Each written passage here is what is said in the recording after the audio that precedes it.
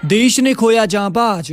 हिमाचल के बिलासपुर के सपूत का निधन। सबसे बड़े दुश्मन से लोहा लेते हार गया फौजी। 2 बच्चे छूटे। सीआरपीएफ में श्रीनगर में तैनात था, वहां ड्यूटी दे रहा था, लेकिन ड्यूटी के दौरान हुआ कुछ ऐसा कि हार गया जिंदगी की जंग। पातालपुरी में किया अंतिम संस्कार। परिवार के पास पहुंची जवान की शहादत की खबर तो हर तरफ पसर गया मातम। सबका बुरा हाल, परिवार बेचारा बेहाल। 2 दिन पहले फोन पर परिवार के साथ मनाई थी दिवाली। कहा था इस बार छुट्टी नहीं है लेकिन जल्दी घर आऊंगा। लेकिन किसे पता था कि वो इतना जल्दी घर आ जाएगा, और वो भी कभी वापस ना आने के लिए। फिर जिस आंगन से चलकर गया था उसी आंगन में 4 कंधों पर पहुंचा। परिवार का हाल ऐसा कि देखकर फिजाएं भी रो पड़े। बिलासपुर के बहल के तिलकराज श्रीनगर में सीआरपीएफ में बतौर एएसआई तैनात थे।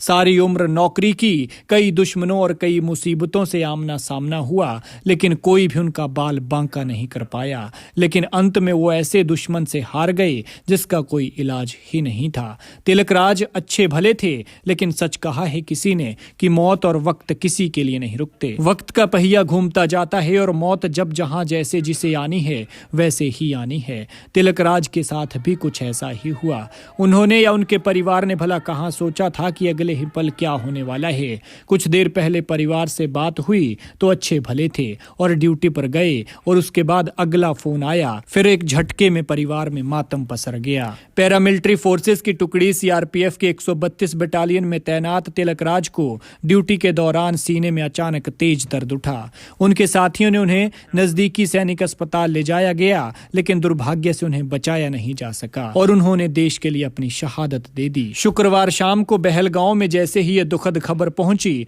तो पूरा गांव शोक में डूब गया। इसके बाद शनिवार सुबह ही सीआरपीएफ की एक टुकड़ी तिलकराज की देह को लेकर उनके गांव बहल पहुंची।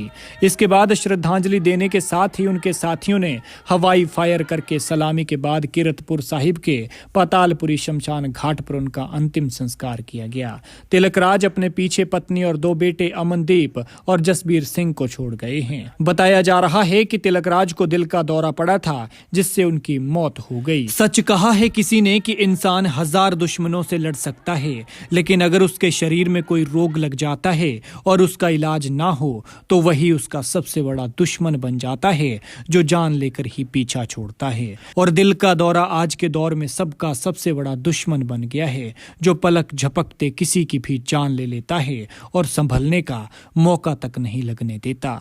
इस जवान के साथ भी ऐसा ही हुआ। खैर, भगवान इस पवित्र आत्मा को शांति दे और दुखी परिवार को दुख सहने की शक्ति। फौजी जवान के सम्मान में कमेंट में जय हिंद जरूर लिखें।